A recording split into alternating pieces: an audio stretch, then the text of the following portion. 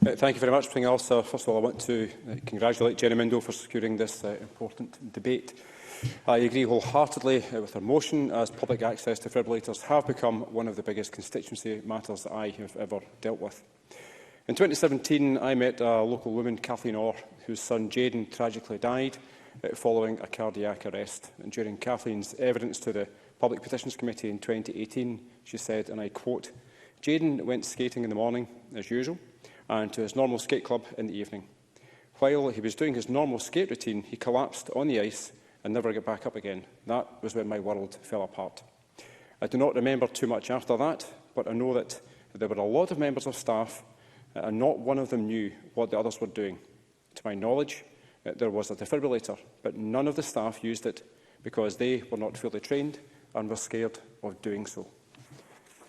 Kathleen was given evidence after lodging her petition to make it a legal requirement to have a public access defibrillator placed on all new buildings over a certain size, which is option 1 that Jenni Minto put forward earlier.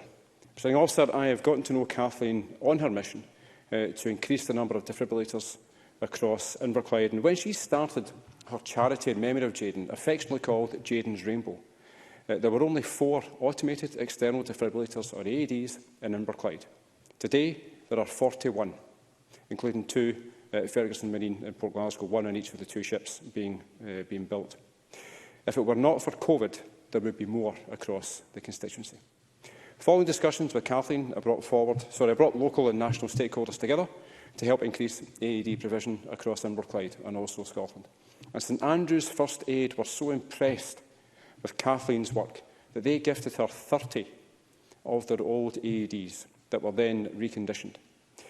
She is placing these across Inverclyde, in addition to those that she has already fundraised and given to local schools and purchased through her campaigning and fundraising efforts.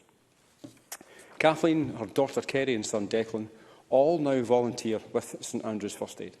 As well as improving access to the AEDs, they want to show everyone that we should not be afraid of AEDs. In fact, they are foolproof. They will not work unless someone has a shockable heart rhythm.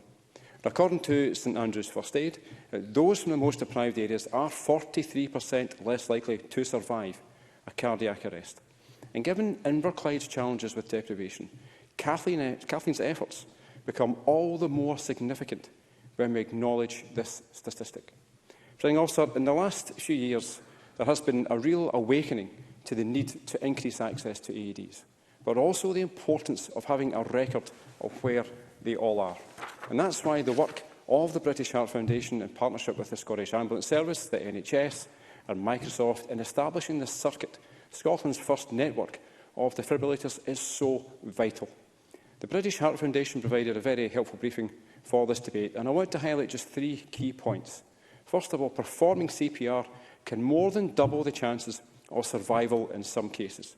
And secondly, every minute without CPR and defibrillation reduces the chance of survival by up to 10%.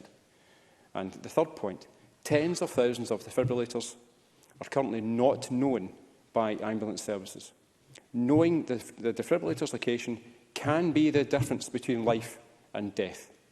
I want to conclude on that point. Owning a defib is great, but if nobody knows where it is in an emergency, you can actually have that life-saving machine lying dormant. So anyone who's watching this, anyone who's going to read the official report after this debate, please register your AED with this circuit. Thank you very much.